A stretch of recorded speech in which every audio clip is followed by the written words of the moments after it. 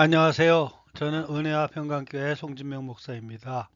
오늘은 내가 어찌하여 여기 있느냐 라는 제목으로 여러분에게 말씀을 전할까 합니다. 성경 본문은 열왕기상 19장 11절에서 18절입니다.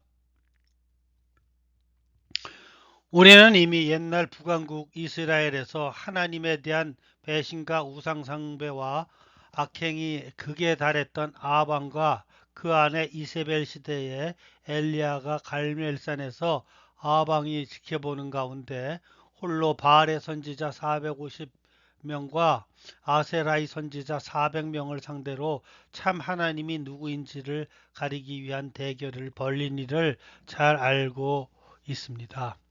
하나님께서는 이때 850명의 거짓 선지자와 홀로 싸우는 엘리야의 기도를 들으시고 불로 응답하셔서 바알 등의 우상은 거짓신이며 당신만이 참 하나님이심을 명명백백히 밝혀주셨습니다.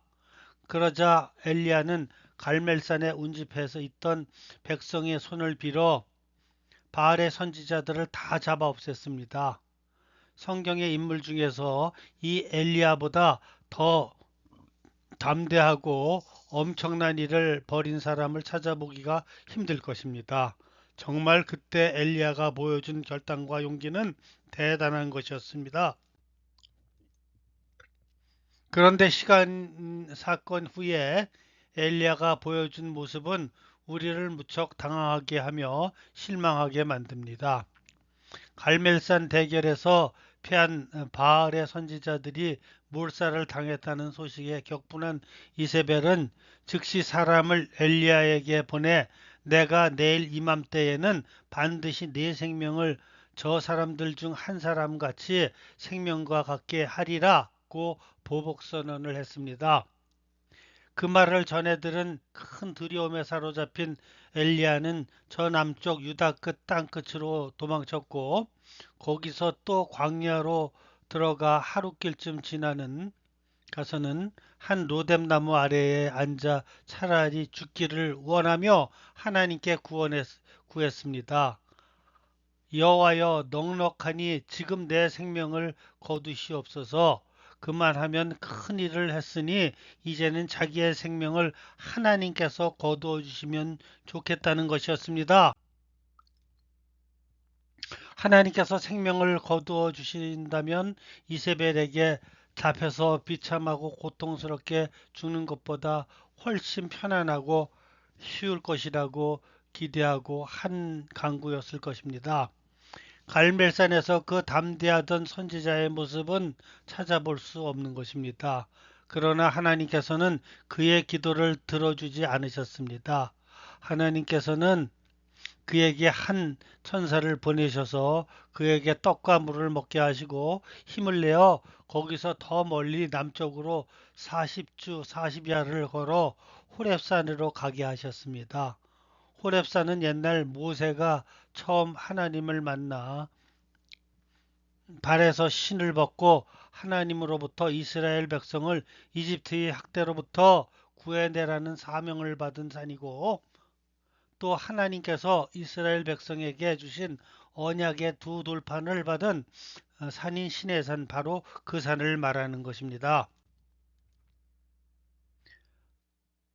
본론 하나님께서 엘리야를 그 산으로 가게 하신 이유가 무엇이겠습니까? 겁에 질려 있고 의기소침해 있으며 자기의 사명을 이제 끝났다고 자포자기하고 있던 엘리야에게 옛 모세에게 하신 것처럼 특별히 당신의 임재를 직접 체험하게 하시고 하나님의 백성을 위한 사명감을 되찾게 해주시기 위해서였습니다. 그런데 엘리야는 거기서도 여전히 두려워하고 의욕상실과 자포자기에서 벗어나지 못하고 있었습니다. 그렇게 그곳 굴 속에 들어가 머물던 엘리야에게 하나님께서 말씀하셨습니다. 엘리야야, 내가 어찌하여 여기 있느냐? 이때 엘리야의 입으로 나온 대답이 내가 만군의 하나님 여호와께 열심히 유별하오니 이는 이스라엘 자손이 주의 언약을 버리고 주의 제단을 헐며 칼로 주의 선지자들을 죽였음이오며 오직 나만 남았거늘 그들이 내 생명을 찾아 빼앗으려 하나이다. 엘리야는 분명 포악한 군주 앞에서 죽으면 죽으리라는 자세로 위대한 대결을 벌이고 450명의 거짓 선지자들을 커다란 영웅적 인물이었지만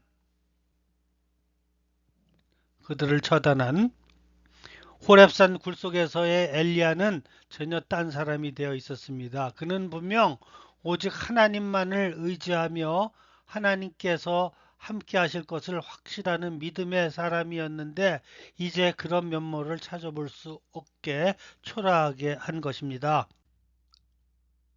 이런 엘리야에게 하나님께서 명령하셨습니다. 너는 나가서 여호와 앞에 산에 서라. 그리고 그 명대로 굴 앞에 나가선 엘리야에게 하나님께서는 당신의 임재를 온몸으로 확인하도록 해주셨습니다. 오늘 본문 11, 12절을 다시 봅니다. 여호와께서 이르시되 너는 나가서 여호와 앞에서 산에 서라 하시더니 여호와께서 지나가시는데 여호와 앞에 크고 강한 바람이 산을 가르고 바위를 부수나 바람 가운데 여호와께서 계시지 아니하시며 바람 후에 지진이 있으나 지진 가운데에도 여호와께서 계시지 아니하시며 또 지진 후에 불이 있으나 불 가운데에도 여호와께서 계시지 아니하시니 더니 불 후에 세미한 소리가 들리는지라 크고 강한 바람이나 지진이나 불을 모두 하나님께서 자신을 나타내실 때 그 상징으로 일으키시곤 하신 현상들입니다. 하나님께서는 산을 가르고 바위를 부수고 바람과 지진과 불을 엘리야에게 보여주심으로써 천하를 다스리시는 하나님의 권능과 그 하나님께서 그의 권능으로 엘리야와 함께 하고 계심을 확인시켜 주신 것입니다. 본문 13절에 보면 엘리야가 이때 겉옷으로 얼굴을 가리고 나가 굴 어귀에 서 있었다고 합니다. 그가 얼굴을 가렸다는 것은 하나님의 나타나심을 목격했음을 말하는 것입니다. 이때 하나님께서는 엘리야에게 굴 속에서 듣게 하신 말씀을 다시 듣게 하셨습니다. 엘리야야, 내가 어찌하여 여기 있느냐? 본문 13절입니다. 이 말씀은 내가 지금 있는 곳이 어떤 곳인 줄 아느냐 하는 물음으로 들릴 수도 있고 내가 지금 그러고 있는 것이 마땅하냐는 질책으로 들릴 수도 있습니다. 즉 하나님께서 엘리야로 하여금 가 서게 하신 그곳이 바로 옛날 하나님께서 모세에게 이스라엘 백성을 이집트의 학대로부터 구해내라는 사명을 주시고 또 이스라엘 백성과의 언약의 계명을 주신 곳이라는 사실을 상기시키시며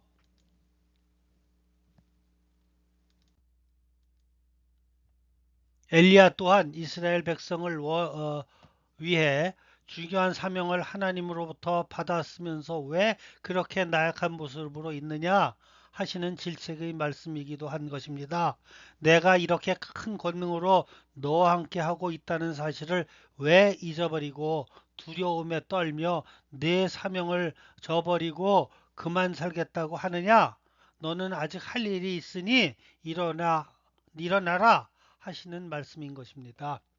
그런데 이 하나님의 말씀에 대한 엘리야의 대답은 똑같은 소리의 반복이었습니다. 14절을 보면 그가 대답하되 내가 만군의 하나님 여호와께 열심히 유별하오니 이는 이스라엘 자손이 주의 언약을 버리고 주의 제단을 헐며 칼로 주의 선지자들을 죽였음이오며 오직 나만 남았기건을 그들이 내 생명을 찾아 빼앗으려 하나이다. 엘리야는 여전히 지나간 옛 이야기를 되풀이하고 있었습니다. 이렇게 미래를 잃은 엘리야에게 하나님께서 새롭게 하신 말씀이 무엇입니까? 15절 이하를 보면 여호와께서 그에게 이르시되 너는 내 길로 돌이켜 광야를 통하여 다메섹에 가서 이르거든 하사엘에게 기름을 부어 아람의 왕이 되게 하고 너는 또 님시 아들 예후에게 기름을 부어 이스라엘의 왕이 되게 하고 또 아벨 무엘라 사밧의 아들 엘리사에게 기름을 부어 너를 대신하여 선지자가 되게 하라. 하사엘의 칼을 피하는 자를 예후가 죽일 것이요 예후의 칼을 피하는 자를 엘리사가 죽이리라. 그러나 내가 이스라엘 가운데에 7천 명을 남기리니 다 바알에게 무릎을 꿇지 아니하고 다 바알에게 입맞추지 아니한 자니라. 여기서 하나님께서는 중요한 사실 몇 가지를 엘리야에게 깨우쳐 주셨습니다. 이스라엘 백성으로 하여금 하나님을 배신하고 우상 숭배와 악행에 빠지게 한 아합과 그의 가문을 응징하시려는 하나님의 일은 아직 끝나지 않았다는 것입니다.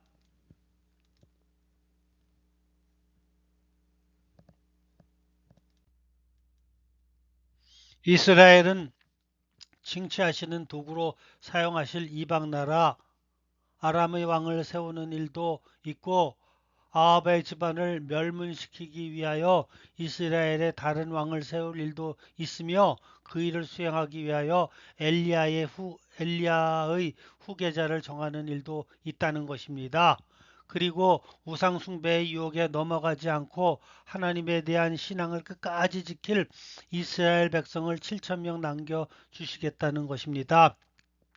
7천 명의 신앙의 사람도 있을 것이지만 그 누구보다도 7천 명의 동지를 남겨 주실 하나님이 계시지 않느냐는 것입니다.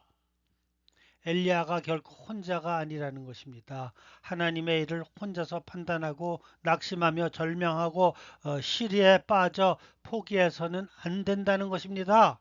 선지자의 사명을 스스로 마감하고 정리하려 해서는 안 되는 것입니다. 그의 사명도 그의 생명도 오직 하나님의 손에 맡겨져야 한다는 것입니다.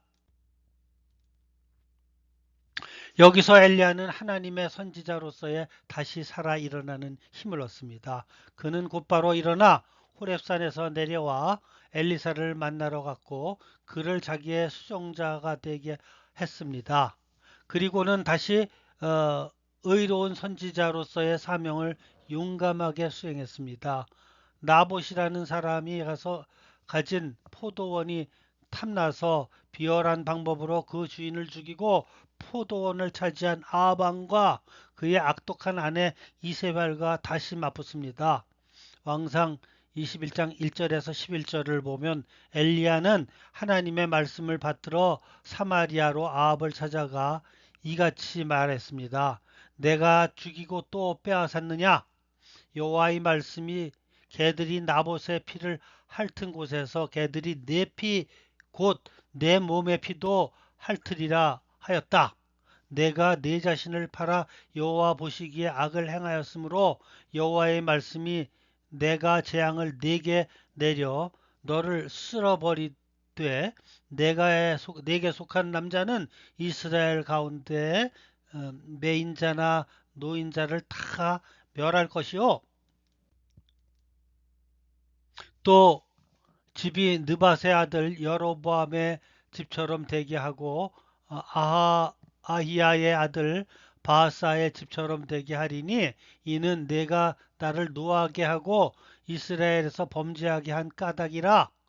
엘리야는 이세벨에 관해서도 개들이 이스라엘 성읍 곁에 이세벨을 먹을지라 하고 거침없이 말했습니다.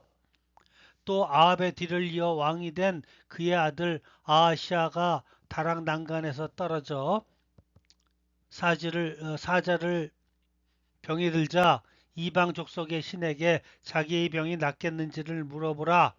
사자를 보낸 일에 대하여 왕에게 가서 이스라엘에 물을 만한 하나님이 안 계시냐? 그러므로 내가 그 올라간 침상에서 내려오지 못하고 반드시 죽으리라고 말하기도 했습니다. 엘리야가 전한 그대로 아하시아 왕은 죽고 말았습니다. 엘리야는 그가 하나님으로부터 받은 말씀 즉 하사엘에게 기름을 부어 아람의 왕이 되게 하고 너는 또 니미시 아들 예후에게 기름을 부어 이스라엘의 왕이 되게 하고 또 아벨 무홀라 사밧의 아들 엘리사에게 기름을 부어 너를 대신하여 선지자게 되게 하라는 엘리사는 스승으로부터 전해 들은 하나님의 말씀대로 다메섹에 갔을 때에 병들어 있던 아람 왕 베나닷 대신 하사엘이라 하는 자에게 아람 왕이 될 것을 알림으로써 그로 하여금 이불을 물에 적시어 왕의 얼굴에 덮어 왕을 죽이고 그 대신 왕이 되게 했던 것입니다. 또 엘리사는 그의 제자 중 하나를 불러 예후라는 자를 찾아가 그의 머리에 기름을 부으며 여호와의 말씀이 내가 내게 기름을 부어 여호와의 백성 곧 이스라엘의 왕으로 삼노니 너는 내 주 아합의 집을 치라. 내가 나의 곧 선지자들의 피와 여호와의 종들의 피를 이세벨에게 갚아주리라. 아합의 온 집이 멸망하리니 이스라엘 중에 매인자나 어, 노인자나 아합에게 속한 모든 남자는 내가 다 멸절하되 아합의 집을 느밧의 아들 여로보암의 집과 같게 하며 또 아하히야의 아들 바이사의 집과 같게 할지라. 이스라엘 지방에서 개들이 이세벨을 먹으니라. 이세벨을 장사할 사람이 없으리라 하셨느니라고 말하게 함으로써 예후로 하여금 요람 왕을 배반하고 왕이 되게 하고 이세벨과 아합의 가문에 대하여는 하나님께서 엘리야에게 말씀하셨던 계획이 다 그대로 이루어지게 했습니다.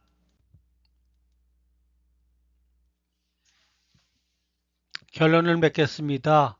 엘리야의 이야기는 오늘 우리에게 깨닫게 하는 바가 큽니다. 첫 번째, 엘리야 같은 위대한 선지자도 한때 두려움과 비겁함과 낭만과 자포자기 속에서 초라해질 때가 있었습니다. 두려움과 비겁함과 낭만과 자포자기는 하나님의 뜻이 아니라는 것입니다. 우리는 우리 스스로의 판단으로 하나님의 일을 하고 말고 할 권리가 없습니다. 하나님께서 부르실 때까지 하나님의 일을 해야 합니다. 하나님의 일을 하되 오직 하나님의 권능만을 의지하고 권능의 하나님께서 함께 하실 것을 확신하며 한결같이 주의 일에 힘써야 한다는 것입니다. 하나님의 일을 하며 세상과 사람을 두려워하지 말아야 합니다. 우주 만물과 온 민족의 주관자이신 하나님께서 함께 하시는 사람은 그 누구도 무엇도 두려워하지 말아야 한다는 것입니다. 두 번째로 우리는 말씀과 기도에 힘쓰고 열심히 교회를 섬기며 시간과 물질을 아끼지 않고 봉사하던 사람들이 언젠가부터 냉랭해지고 교회 일에 무관심하고 비협조적인 사람이 되는 수가 있습니다. 이런저런 일을 당할 때 하나님의 뜻을 묻지 않고 너무나 인간적으로 판단하여 그러는 것입니다. 내가 옛날에는 이 교회에서 일을 꽤나 했었지 하며 스스로 과거에 만족하는 것입니다.